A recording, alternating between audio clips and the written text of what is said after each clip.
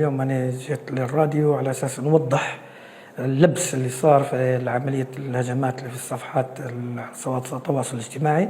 أنا كلفت من ضمن لجنة قانونية للنظر في الإجراءات اللي قامت بها الجامعة التونسية في منح أذونات الدخول للدول المشاركة في تصفيات مؤهلة لأولمبياد بونس آيرس في الأرجنتين في سنة 2018.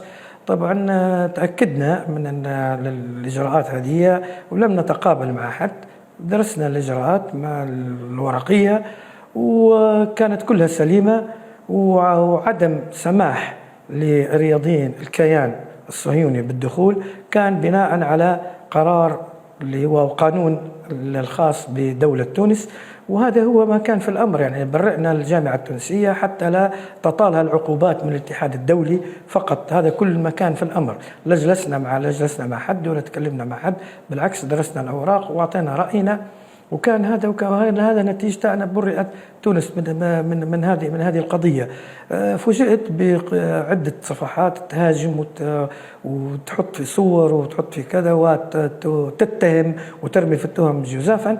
أنا إن شاء الله أني سأستمر في مقاضاة هذه الصفحات، لأن مش هخليها، لأنني يعني عندي أطفالي وعندي أولادي وعندي أحفادي يشوفوا في الكلام هذا، والتهم ما هيش سهلة، يعني تعتبر كأنها خيانة للوطن. فإحنا الحمد لله رب العالمين تاريخ معروف، ووقوفنا مع أخواننا في فلسطين معروف.